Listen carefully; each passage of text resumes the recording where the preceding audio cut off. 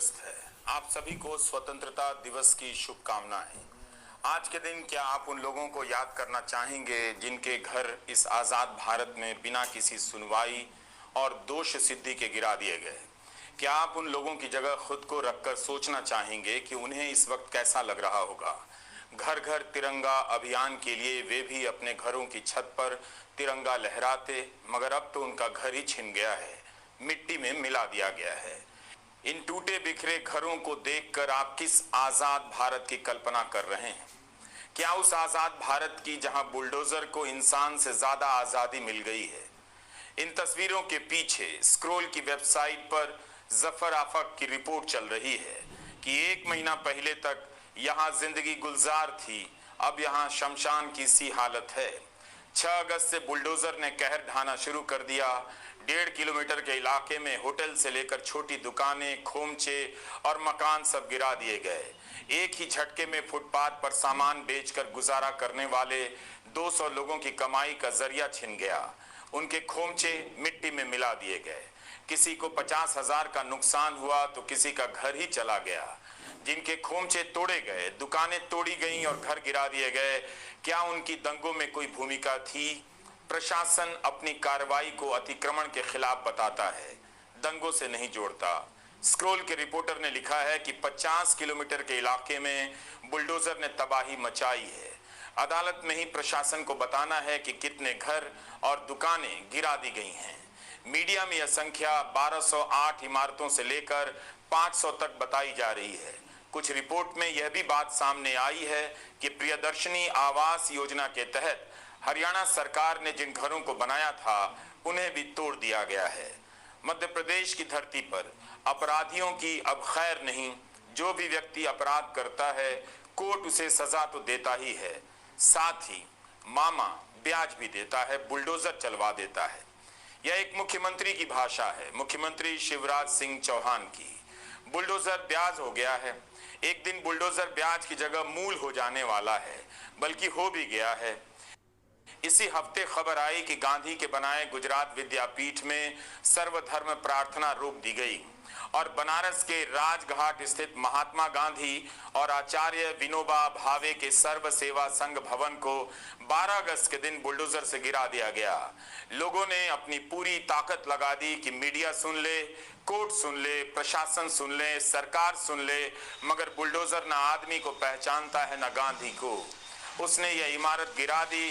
उसके पहले यहाँ पर हजारों की संख्या में पुरानी किताबें इस तरह से जमीन पर फेंक दी गईं, जिनकी तस्वीर आप इस वक्त देख रहे हैं।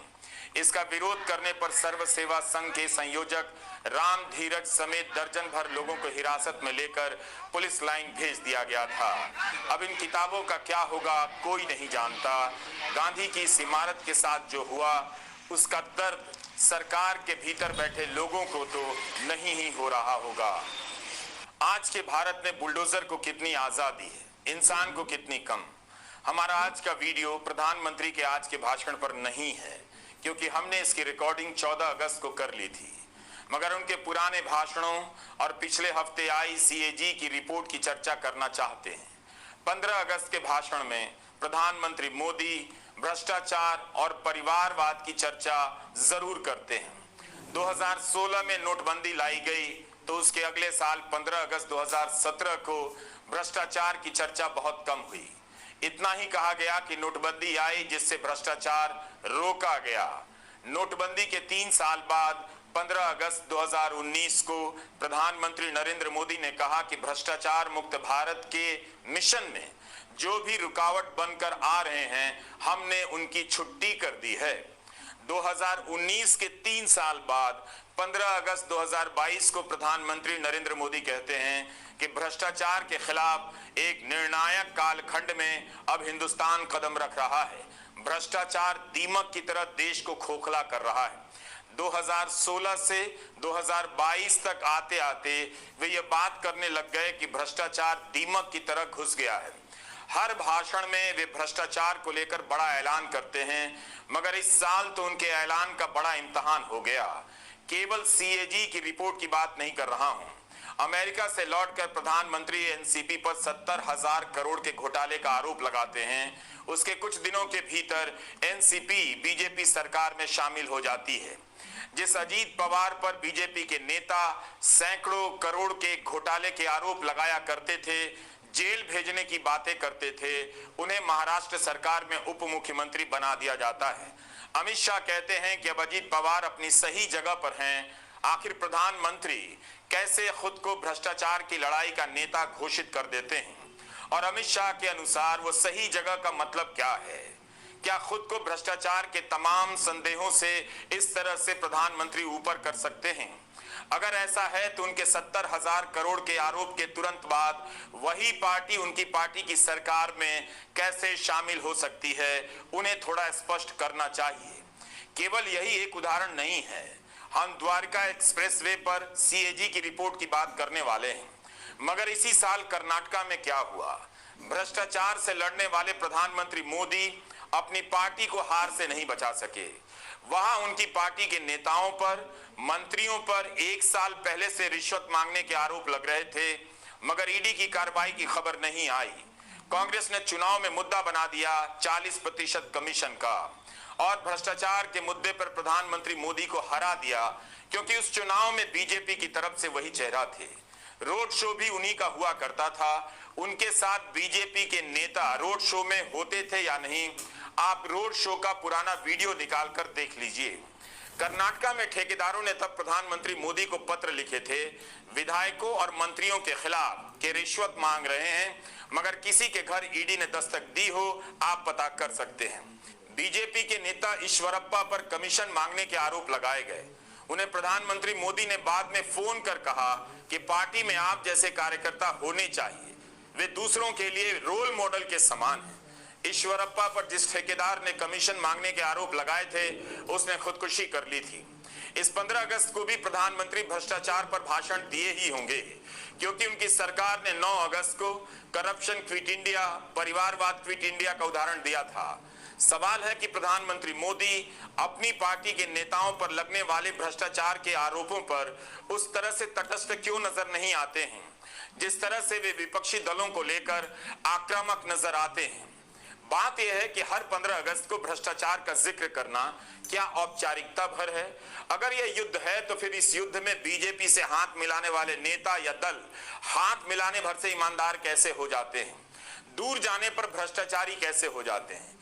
अब देखिए, अगस्त के महीने में प्रधानमंत्री मोदी ने करप्शन क्विट इंडिया का नारा दिया। इसी अगस्त में सीएजी की कुछ रिपोर्ट आई हैं, जो दिल्ली में द्वारका एक्सप्रेसवे से लेकर अयोध्या में विकास के नीचे भ्रष्टाचार के संकेत दे रहे हैं। सीएजी ने कहा है कि अयोध्या में ठेकेदारों को लाभ पहुंचाया गया। हम पहले द्वारका एक्सप्रेसवे की बात करते हैं। सीएजी ने अपनी रिपोर्ट में लिखा है कि दिल्ली से गुरुग्राम के बीच 29 किलोमीटर लंबे द्वारका एक्सप्रेसवे की लागत बहुत ज्यादा है। यह तस्वीर द्वारका एक्सप्रेसवे की है। 7,287 करोड़ की यह परियोजना है। इसे 4 प्रोजेक्ट में बांटा गया है।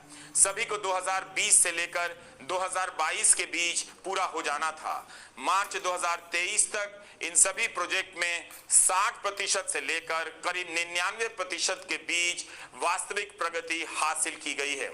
इसके लिए आर्थिक मामलों पर मंत्रिमंडलीय समिति ने एक रेट तय किया था। 18.20 करोड़ रुपए प्रति किलोमीटर की लागत होगी, मगर असल में लागत पहुंच गई 250.77 करोड़ रुपए प्रति किलोमीटर। प्रधानमंत्री को तुरंत जवाब देना चाहिए था कि 1 किलोमीटर की लागत 18 करोड़ रुपए तय हुई थी, तो यह 13 गुना से भी अधिक बढ़कर 250 करोड़ रुपए कैसे हो गई?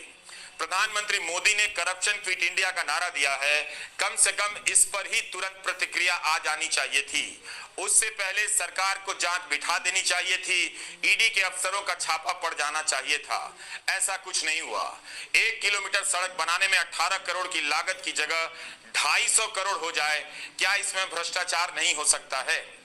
सीएजी ने यह भी कहा कि बिना किसी व्यापक और विस्तृत प्रोजेक्ट रिपोर्ट के ही द्वारका एक्सप्रेसवे को मंजूरी दे दी गई। 11 जुलाई 2022 को नितिन गडकरी एक ट्वीट करते हैं, जिसमें वे द्वारका प्रोजेक्ट को प्रगति का एक्सप्रेसवे कहते हैं। बिना डिटेल प्रोजेक्ट रिपोर्ट के ही इसे मंजूरी दी जाती है। क्या इस तरह से मोदी सरकार में काम हो रहा है?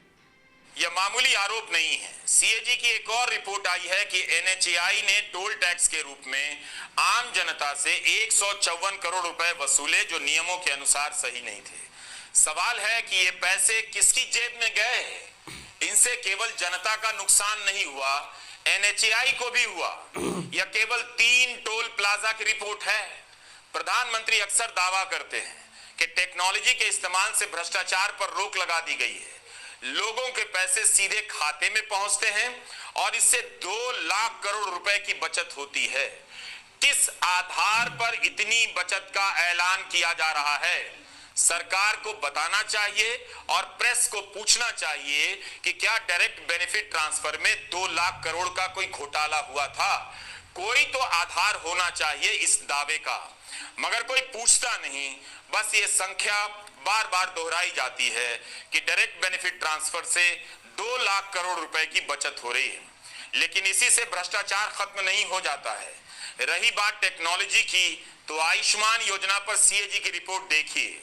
आयुष्मान योजना के तहत 7.5 लाख लाभार्थी ऐसे हैं जिनका फोन नंबर एक ही है, 999999999। केवल यही नहीं, केवल करीब 1,40,000 लाभार्थी ऐसे हैं जिन्हें 10 बार 8 वाले नंबर से जोड़ा गया है।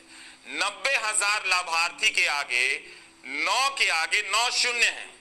20 फोन नंबर ऐसे हैं जिनसे 10,000 से लेकर 50,000 लाभार्थियों को जोड़ा गया है।